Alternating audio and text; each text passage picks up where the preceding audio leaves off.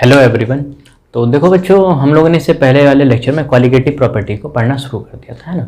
तो qualitative property जो थी वो प्रॉपर्टी होती है जो किसी सॉल्यूशन के अंदर नंबर ऑफ सॉल्यूट पार्टिकल्स के ऊपर डिपेंड करता है। तो किसी सॉल्यूशन के अंदर number of solute particles change होंगे तो क्वालिटेटिव प्रॉपर्टी भी चेंज होगी, और number of solute particles change नहीं होंगे तो क्वालिटेटिव प्रॉपर्टी चेंज नहीं होगी। 4 टाइप्स की क्वालिटेटिव प्रॉपर्टी थी: osmotic pressure, relative lowering vapour pressure, ठीक है, डिप्रेशन फ्रीजिंग पॉइंट होता है, ठीक है, और एलिवेशन बॉइलिंग पॉइंट होता है, ठीक है। तो 2 क्वालिटेटिव प्रॉपर्टी के साथ हम लोग डील कर चुके थे, एक तो ऑस्मोटिक प्रेशर, साथ में हम लोगों ने एलिवेशन बॉइलिंग पॉइंट को पढ़ लिया था। आज जो हम इस लेक्चर में जो 2 बची हुई क्वालिटेटिव प्रॉपर्टी हैं, डिप्रेशन फ्रीजिंग पॉइंट और जो रिलेटिव लोबरिंग वेपर प्रेशर है, उसको डील करेंगे, ठीक है। तो देखो यहाँ पर बात करते हैं, वो ये है कि सबसे पहले देखो हम लोग बात करते हैं डिप्रेशन इन फ्रीजिंग पॉइंट, ठीक है बच्चों। डिप्रेशन इन फ्रीजिंग पॉइंट की हम लोग बात करते हैं, ठीक है। तो डिप्रेशन इन फ्रीजिंग पॉइंट में देखो होता क्या है क्या नहीं। तो वही कहानी है, प्योर सॉल्वेंट ले रखा है, ठीक है बच्चों। एक कंटेनर है, उसके अंदर हम लोगों ने क्या कर रखा है, प्योर सॉल्वेंट ले रखा है। प्योर सॉल्वेंट को मैं मान के चलता हूँ कि मैंने इस कंटेनर के अंदर वाटर ले लिया है। कितना क्या ले रखा है, वाटर ले रखा है। अब जो भी वाटर है इसका बॉइलिंग वो फ्रीजिंग पॉइंट कितना होता है, 0 डिग्री सेल्सियस पर ये फ्रीज हो जाता है, ठीक है। इसी कंटेनर के अंदर हम लोग क्या करते हैं, एक नॉन वॉलेटाइल सॉल्यूट को डिसॉल्व करते हैं। क्या करते हैं, नॉन वॉलेटाइल सॉल्यूट को ऐड करेंगे भाई। तो जब नॉन वॉलेटाइल सॉल्यूट को ऐड करते हैं तो एक सॉल्यूशन बन जाता है, समझ गया। तो क्या बनता है, एक सॉल्यूशन बन गया। और ये जो सॉल्यूशन बना है इस, अब देखो यहाँ पर जो भी प्योर सॉल्वेंट है इसका जो फ्रीजिंग पॉइंट है उसको हम लोग TF0 से रिप्रेजेंट कर रहे हैं, ठीक है। और जो सॉल्यूशन का है फ्रीजिंग पॉइंट उसको हम लोग TFS से रिप्रेजेंट कर रहे हैं। ये जो फ्रीजिंग पॉइंट किसका, सॉल्यूशन का, और ये जो प्योर सॉल्वेंट का फ्रीजिंग पॉइंट है, ठीक है बच्चों। अब देखो बेसिकली होता क्या है,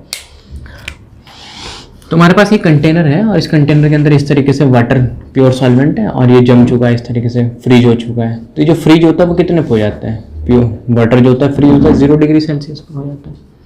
लेकिन जब इसके अंदर हम लोग नॉन वॉलेटाइल सॉल्यूट को ऐड कर देते हैं, नॉन वॉलेटाइल सॉल्यूट का, तो इसका जो फ्रीजिंग पॉइंट होता है वो डिक्रीज हो जाता है। डिक्रीज होकर मान लो 0.034 डिग्री सेल्सियस पे चला गया, समझ, इतने पे चला गया। तो ये क्या हो चुका है, डिक्रीमेंट हो चुका है ना, फ्रीजिंग पॉइंट में क्या हो चुका है, डिक्रीमेंट हो चुका है, समझ आपको। तो ये जो डिक्रीमेंट आया है ना उसी को क्या बोलते हैं हम लोग, डिप्रेशन इन फ्रीजिंग पॉइंट बोलते हैं। तो डिप्रेशन इन फ्रीजिंग पॉइंट क्या होता है, जब भी कोई एक नॉन वॉलेटाइल सॉल्यूट होता है उसको जब तुम प्योर सॉल्वेंट के अंदर डिसॉल्व करोगे, ऐड करोगे, तो उससे क्या होता है, जो भी तुम्हारा सॉल्यूशन होगा उसका फ्रीजिंग पॉइंट क्या होगा, वो डिक्रीमेंट हो जाएगा। वो जो डिक्रीमेंट हो रहा है उसी को क्या बोलते हैं हम लोग, डिप्रेशन इन फ्रीजिंग पॉइंट बोलते हैं, ठीक है। और जो प्योर सॉल्वेंट है उसका जो फ्रीजिंग पॉइंट होगा रिप्रेजेंट करेंगे TF0 से, और जो सॉल्यूशन का होगा उसको किससे रिप्रेजेंट करेंगे, TFS।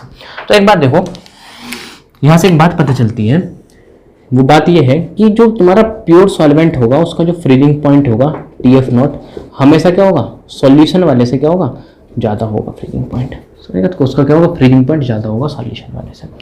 अब फिर देखो अब इसका स्टेटमेंट देखते हैं। तो पूरी कहानी हो गई, डिप्रेशन फ्रीजिंग पॉइंट होता है क्या। अब इसके स्टेटमेंट के ऊपर चलते हैं। तो स्टेटमेंट को समझना क्या होता है।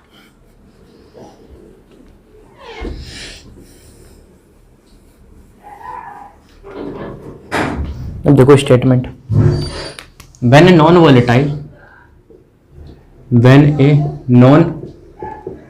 Volatile solute dissolve in pure solvent, then the decrement in freezing point is known as depression in freezing point, ठीक है बच्चों, known as depression in freezing point, उसे क्या बोलते हैं लोग, डिप्रेशन इन फ्रीजिंग पॉइंट बोलते हैं, ठीक है। वो स्टेटमेंट का। अब देखो इसके हम लोग फॉर्मूले की बात करें तो जो डेल्टा TF, ठीक है, जो भी डिप्रेशन इन फ्रीजिंग पॉइंट होता है इसको हम लोग डेल्टा TF से रिप्रेजेंट करते हैं, ठीक है बच्चों। किससे रिप्रेजेंट करते हैं, डेल्टा TF से। तो डेल्टा TF क्या होता है, डिप्रेशन इन फ्रीजिंग पॉइंट होता है। तो एक्सपेरिमेंटली देखा ये गया कि ये डायरेक्टली प्रोपोर्शन होता है मोलैलिटी के, समझेगा? तो किसके डायरेक्टली प्रोपोर्शनल होता है? मोलैलिटी के होता है। जैसे ही यहाँ से प्रोपोर्शनलिटी साइन को हटाएंगे तो एक कांस्टेंट आता है, होता है KF इनटू मोलैलिटी। ठीक है बच्चों, KF इनटू मोलैलिटी। अब देखो यहाँ पर जो डेल्टा TF है वो क्या है? ये होता है डिप्रेशन इन फ्रीजिंग पॉइंट। ये क्या होता है? डिप्रेशन इन फ्रीजिंग पॉइंट होता है। ठीक है, और ये जो KF होता है वो क्या होता है? एक depression in freezing point constant.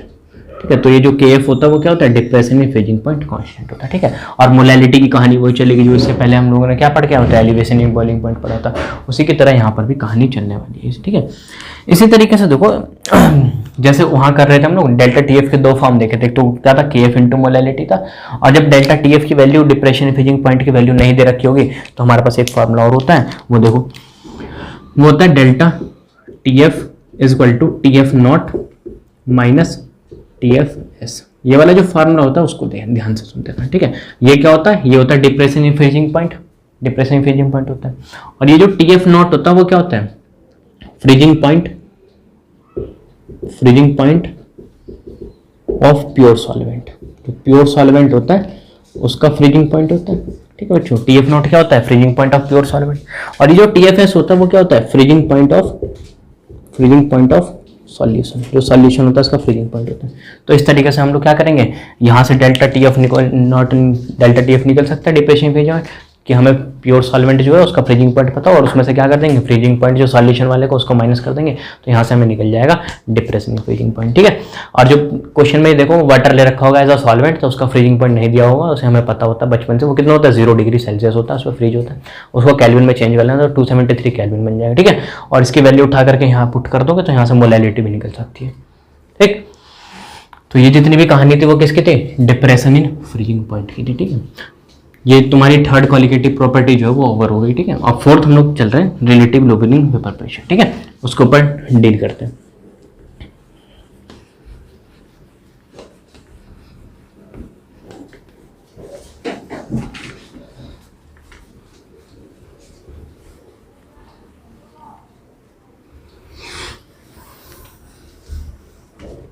तो देखो सेकंड हम लोग बात करते हैं रिलेटिव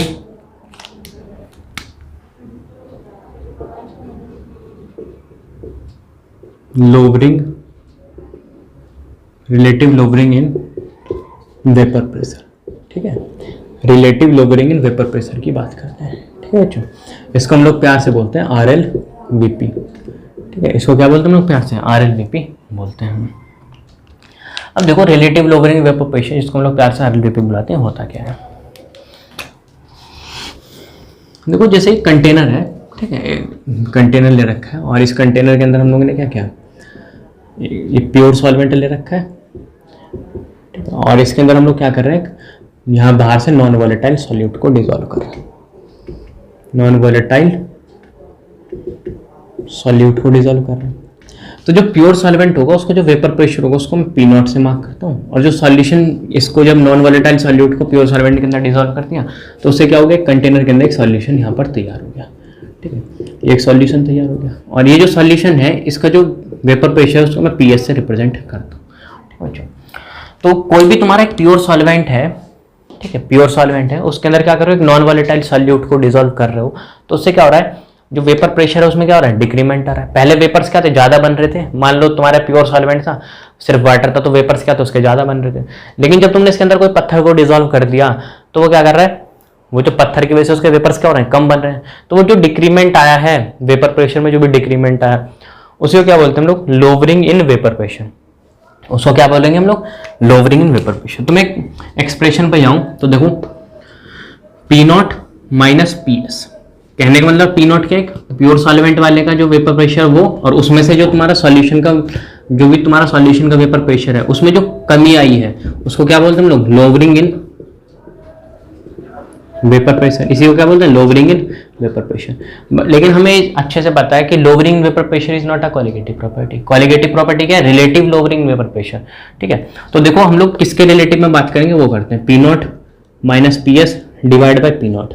हम लोग प्योर सॉल्वेंट के रेस्पेक्ट में जो भी कमी आई हुई है सॉल्यूशन के वेपर प्रेशर में, वही क्या होती है हमारी रिलेटिव लोअरिंग वेपर प्रेशर। तो ये क्या है हमारे पास, यही होती है RLVP। ठीक है, ये फॉर्म है तुम्हारी RLVP की, P not minus P S divide by P not.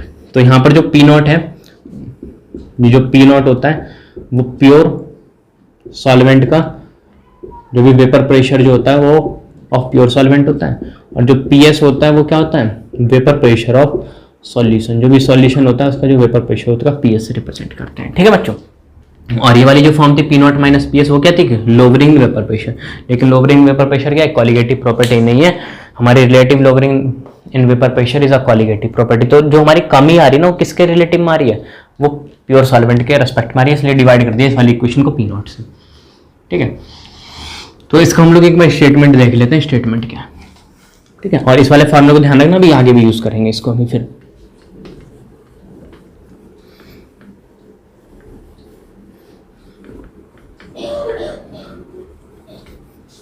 तो देखो आगे चलते हैं। तो आगे चलने पे ये है कि जब कोई भी एक नॉन वॉलेटाइल सॉल्यूट है, when a non volatile solute dissolve in a pure solvent, उसको प्योर सॉल्वेंट के अंदर डिसॉल्व कर रहे हैं, then the decrement in vapour pressure, वो जो डिक्रीमेंट आ रहा है वेपर प्रेशर में उसी को क्या बोलते हैं, is known as relative lowering in vapour pressure बोलते हैं। ठीक है, RLVP बोलते हैं। फिर देखो ये तो स्टेटमेंट वाली बात हो गई। फिर देखो हम लोग इसके वो जो अभी RLVP का फॉर्मूला देखा था ना उसके ऊपर चलते हैं ना, कि वो किस तरीके से उसको फर्दर आगे बढ़ाएंगे। ठीक है, तो देखो वो क्या है, वो फॉर्म यही तो थी कि P not minus P S, ठीक है, और डिवाइड बाय कितना है, इसको पी नॉट यहाँ लिख दो PS, और यहाँ क्या था पी नॉट था। ठीक है बच्चों, और यही क्या था तुम्हारा RLVP था। ठीक है, रिलेटिव लोअरिंग वेपर प्रेशर था। ठीक, अब एक बात देखो, मैं इस इक्वेशन को इस तरीके से लिख देता हूँ, P not divide by P not, अलग अलग करके लिख देता हूँ, PS divide by P not. ठीक है बच्चों, इस तरीके से लिख दिया। ये भी क्या है, RLVP तो है, रिलेटिव लोअरिंग वेपर प्रेशर।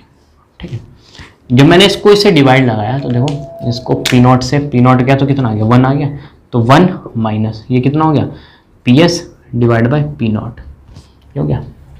अब देखो अकॉर्डिंग टू रॉल्स लॉ, अभी रॉल्स लॉ जो पढ़ा हुआ है ना, तो रॉल्स लॉ के अकॉर्डिंग देखो क्या है, एक इक्वेशन है PS, जो भी सॉल्यूशन का जो भी वेपर प्रेशर होगा क्या होगा, इक्वल टू पी नॉट, और यहाँ क्या होगा मोल फ्रैक्शन ऑफ सॉल्वेंट। यहाँ मोल फ्रैक्शन ऑफ सॉल्वेंट इसलिए बोल रहे हैं कि सॉल्यूशन का कोई मोल फ्रैक्शन नहीं होगा, क्योंकि यहाँ तो सॉल्यूट की वजह से कोई वेपर्स ही नहीं बन रहे होंगे। जो वहाँ पर वेपर्स बन भी रहे होंगे वो किसकी वजह से बन रहे होंगे, सॉल्वेंट की वजह से बन रहे होंगे। तो इस इक्वेशन को ध्यान से सुनो, ये क्या है PS सॉल्यूशन का vapour pressure equal to P not mole fraction of solvent. यहाँ पर मोल फ्रैक्शन ऑफ सॉल्वेंट क्यों लगा रहे हैं, क्योंकि जो वेपर्स बन रहे होंगे सिर्फ सॉल्वेंट की वजह से बन रहे होंगे, सॉल्यूट की वजह क्या है नॉन वॉलेटाइल, उसका कोई वेपर ही नहीं बन रहा। ठीक है, और पी नॉट क्या है प्योर वेपर प्रेशर। तो यहाँ जो PS की वैल्यू है उसको उठा करके मैं यहाँ रखता हूँ, समझ गया, तो इसमें रखूंगा PS की वैल्यू।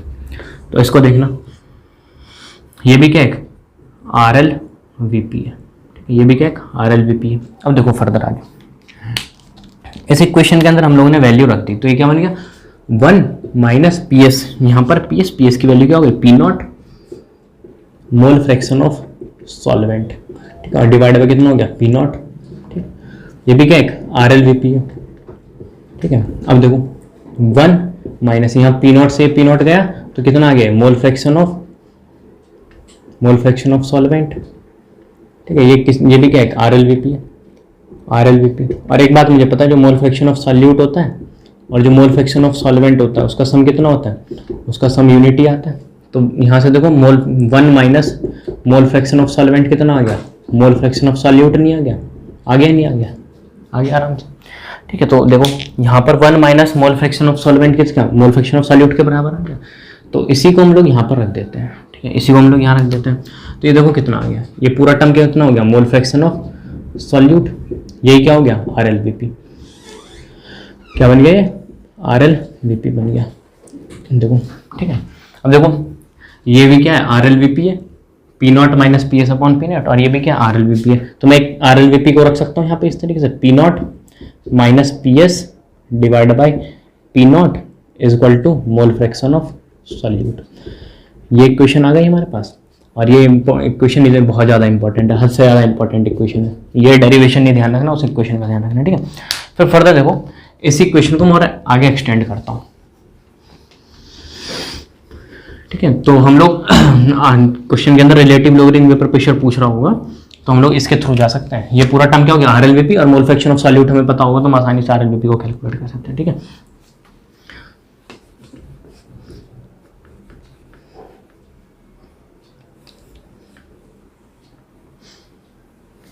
फिर देखो यहाँ पे बात करते हैं, अभी इक्वेशन कौन सी थी, यही तो थी, P not minus P S divide by P not, वही क्या है, आर एल वी पी है नहीं है बिल्कुल नहीं, ठीक है। और यहाँ पे आर एल वी पी की जगह हम लोगों ने क्या रख दिया था, मोल फ्रैक्शन ऑफ सॉल्यूट रख दिया था, ठीक है, ये इस तरीके से रख दिया था।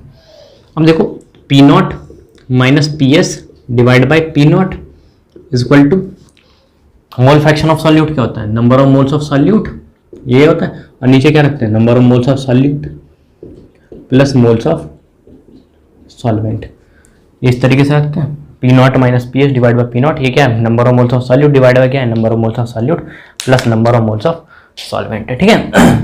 फिर देखो if solution is very very dilute, if solution is very very dilute, ठीक है बच्चों।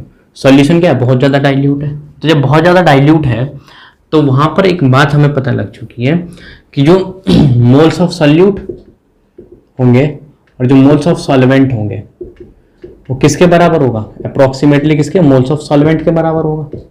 चलो उसको मैं इस तरीके से लिख देता हूँ, यहाँ स्पेस कम पड़ रहा है, इधर देखो, जो सॉल्यूशन क्या हो चुका है, बहुत ज़्यादा डाइल्यूट हो चुका है, समझ में आपको, डाइल्यूट हो चुका है इसका मतलब क्या, सॉल्वेंट का अमाउंट बहुत ज़्यादा है और सॉल्यूट का अमाउंट क्या बहुत कम है, तो हम बहुत कम है, कहीं पर 1 लाख में हमें 1 रुपये जोड़ना तो 1 लाख के कंपेरिजन में 1 रुपया कम है, तो उसमें लोग नेगलेक्ट कर देते हैं, ठीक है। तो यहाँ पर मोल्स ऑफ सॉल्यूट है प्लस यहाँ पर क्या है, मोल्स ऑफ सॉल्वेंट है, इसको हम लोग नेगलेक्ट कर रहे हैं, तो देखो ये तो पूरा टर्म क्या हो गया, number of moles of solute का नेगलेक्ट कर देंगे, क्योंकि सॉल्वेंट क्या है, बहुत ज़्यादा, सॉल्यूशन क्या बहुत ज़्यादा डाइल्यूट है, तो सॉल्वेंट का अमाउंट क्या बहुत ज़्यादा है, क्योंकि भाई समुद्र के अंदर में से क्या करो, 1 गिलास पानी निकाल दो कोई इफेक्ट पड़ रहा है उसके अंदर, 1 ट्रक निकाल दो जब भी नहीं पड़ेगा उसके ऊपर इफेक्ट, ठीक है।